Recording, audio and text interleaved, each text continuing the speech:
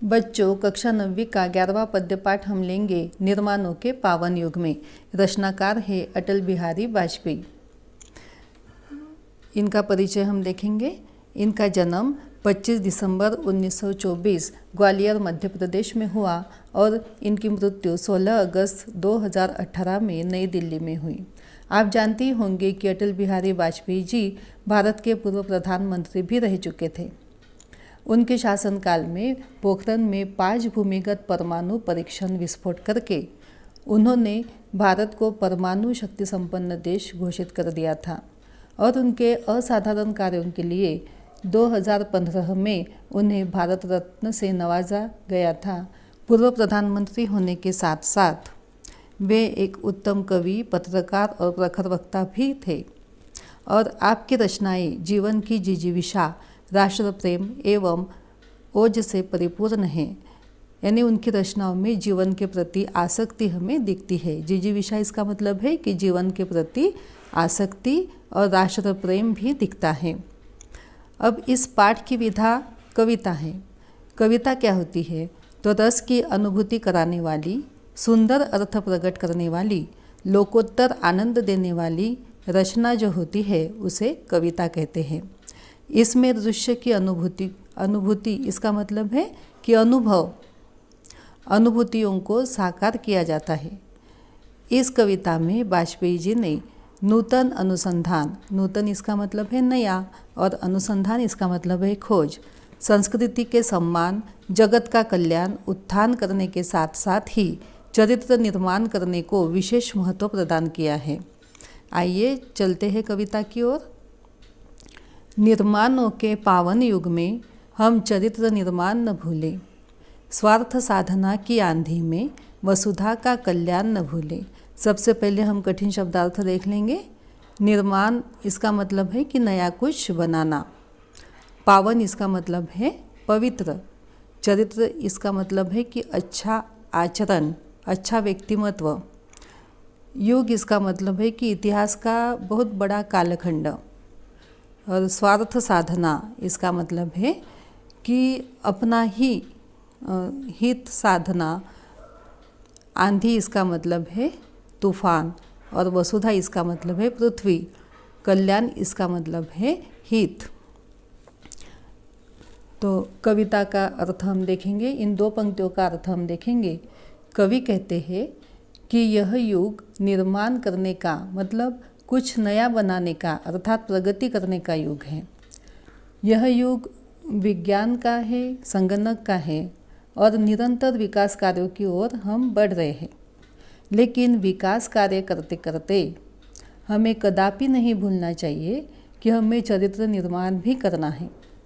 एक दूसरे से हमारा व्यवहार कैसा होना चाहिए? तो प्यार भरा होना चाहिए, मानवतापूर्ण होना चाहिए। आजकल हर कोई अपना स्वार्थ साधने में लगा है, लेकिन यह स्वार्थ साधना, स्वार्थ की अंधाधुंधी जो होती है वह तूफान जैसे भयंकर होती है। तो याद रहे कि स्वार्थ साधते समय हमें वसुधा या पृथ्वी के अर्थात संसार के लोगों का कल्याण भी नहीं भूलना चाहिए। माना अगम अगाध सिंधु है, संघर्षों का पार नहीं है, किंतु डूबना मंझधारों में साहस को स्वीकार नहीं है। जटिल समस्या सुलझाने को नूतन अनुसंधान न भूलें। कठिन शब्दार्थ। अगम इसका मतलब है अपार, अगाध इसका मतलब है अथाह, सिंधु इसका मतलब है सागर और संघर्ष करना इसका मतलब क्या है कि लड़ाई करना, जो भी कठिन परिस्थिति आती है उसका मुकाबला करना, इसे हम संघर्ष कहते हैं। मंझधार यानी सागर की जो लहरें होती है, लहरों बीचों बीच की जो लहरें होती है उसे हम मंझधार कहते हैं। जटिल यानी कठिन, नूतन यानी नया और अनुसंधान इसका मतलब है खोज। कवि कहते हैं कि हमारा जीवन सागर के समान अगम यानी अपार, अगाध यानी अथाह है, जिसमें कई मुश्किलों का सामना हमें करना पड़ेगा। हमारे जीवन में सुख है तो दुख भी है और दुखों का दुखों को मिटाने के लिए हमें संघर्ष तो करना ही पड़ेगा। संघर्षों का कोई पार नहीं है। लेकिन जो साहसी व्यक्ति होते हैं उन्हें अपना संघर्ष करना ही पसंद होता है। वे जीवन सागर के बीच में ही रुकते नहीं हैं। मंझधार में यानी लहरों के बीच में रुक जाना उन्हें स्वीकार नहीं होता और जटिल समस्या सुलझाने को नूतन अनुसंधान हमें नहीं भूलना चाहिए। जीवन में समस्या तो आएगी, लेकिन कई बार यह जो समस्याएं होती है बहुत ही जटिल होती है, कठिन होती है। लेकिन कवि के अनुसार ऐसी कोई भी समस्या नहीं होती कि जिसका हल निकाला नहीं जा सकता। तो जटिल समस्या सुलझाने के लिए हमें नई नई खोज भी करनी चाहिए। निर्माणों के पावन युग में हम चरित्र निर्माण न भूले, स्वार्थ साधना की आंधी में वसुधा का कल्याण न भूले। यह निर्माण का युग है, विकास का युग है और इस विकास के युग में हमें अपना चरित्र निर्माण नहीं भूलना चाहिए और अपना ही मतलब साधने के लिए हमें संसार के लोगों का कल्याण नहीं भूलना चाहिए। शील विनय आदर्श श्रेष्ठता तार बिना झंकार नहीं, शिक्षा क्या स्वर साधेगी यदि नैतिक आधार नहीं। कीर्ति कौमुदी की गरिमा में संस्कृति का सम्मान न भूले। शील इसका मतलब है कि अच्छा व्यक्तिमत्व, अच्छा आचरण। विनय इसका मतलब है विनम्रता। आदर्श यानी अनुकरण जो होता है, अनुकरणीय वस्तु। श्रेष्ठता इसका मतलब है महानता। शील विनय आदर्श श्रेष्ठता तार बिना झंकार नहीं, शिक्षा क्या स्वर साध सकेगी यदि नैतिक आधार नहीं। नैतिक इसका मतलब है नीति संबंधी। कीर्ति इसका मतलब है यश। कौमुदी इसका मतलब है चांदनी। गरिमा इसका मतलब है महत्व। अब इसका अर्थ हम देखेंगे कि कवि कहते हैं कि वाद्यों में तार के बिना झंकार नहीं होती। वैसे ही हमारे जीवन में शील मतलब अच्छा आचरण, विनय यानी विनम्रता, आदर्श बनने का जो प्रयास होता है हमारा, और श्रेष्ठता यानी महानता ना हो तो जीवन में झंकार यानी सुख नहीं आ सकता। शिक्षा से तो हम आगे बढ़ते हैं, लेकिन शिक्षा का आधार भी कैसा होना चाहिए? नैतिक ही होना चाहिए। यानी अच्छी शिक्षा हमें अच्छी शिक्षा हासिल करनी चाहिए। देखो ना, बहुत पढ़ा लिखा व्यक्ति अगर बेईमानी करे तो वह अच्छे समाज की नींव रख सकता है क्या? नहीं रख सकता है। और बहुत शिक्षा हासिल कर यदि आपको कीर्ति मिल गई, यानी यशो शिखर आपने हासिल कर लिया, सफलता हासिल कर ली, तो आपकी कीर्ति चांदनी की तरह चमक भी रही हो, तो इस चमक दमक में आपको अपनी संस्कृति नहीं भूलनी चाहिए। संस्कृति का सम्मान नहीं भूलना चाहिए, क्योंकि हमारी संस्कृति ही हमें दूसरों से अलग और अच्छा बनाती है। निर्माणों के पावन युग में हम चरित्र निर्माण न भूले, स्वार्थ साधना की आंधी में वसुधा का कल्याण न भूले।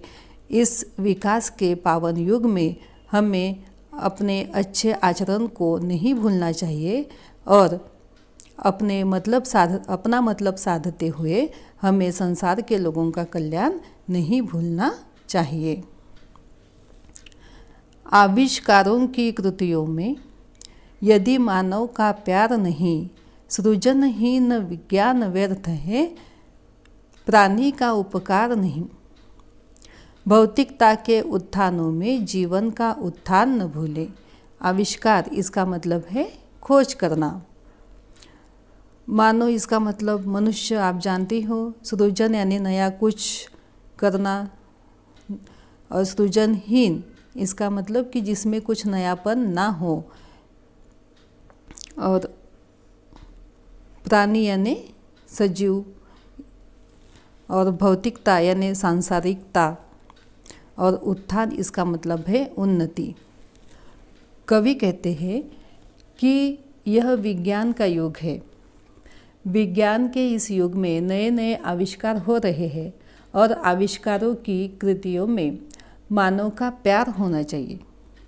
सृजनहीन विज्ञान व्यर्थ है, प्राणी का उपकार नहीं। यदि खोज की गई वस्तुएं मानव के काम की नहीं तो विज्ञान कैसा है? व्यर्थ है, उसमें कोई अर्थ ही नहीं है। इसे हम सृजनहीन ही कहेंगे क्योंकि उसमें प्राणी का अर्थात सजीव का कोई हित नहीं, कोई भलाई नहीं होती है। भौतिकता के उत्थानों में जीवन का उत्थान न भूलें और भौतिकता के उत्थानों में हमें हमारे जीवन का उत्थान यानी जीवन की जो प्रगति है, उन्नति है, वह नहीं भूलनी चाहिए। हमारे जीवन में नए नए आविष्कारों से भौतिक उन्नति बहुत हुई है, मतलब हमारे जीवन में सुविधाएं बहुत बढ़ गई है, लेकिन सुविधाएं प्राप्त कर हमें अपने जीवन के उत्थान को अर्थात जीवन के अच्छाइयों को कभी भी भूलना नहीं चाहिए। इस प्रकार कवि ने इस कविता से संदेश दिया है कि निर्माण मतलब विकास करना आवश्यक है, लेकिन विकास कार्य करते समय हमें अपने अच्छे आचरण को, संसार के कल्याण को नहीं भूलना चाहिए। हमेशा संघर्ष करते रहना चाहिए। नए आविष्कार या अनुसंधान करते हुए अच्छा व्यक्तिमत्व बनाना, विनम्रता से रहना भी नहीं भूलना चाहिए। संस्कृति का सम्मान करना चाहिए और संसार में वैज्ञानिक प्रगति करते हुए भी हमें जीवन मूल्यों को कभी भी नहीं भूलना चाहिए।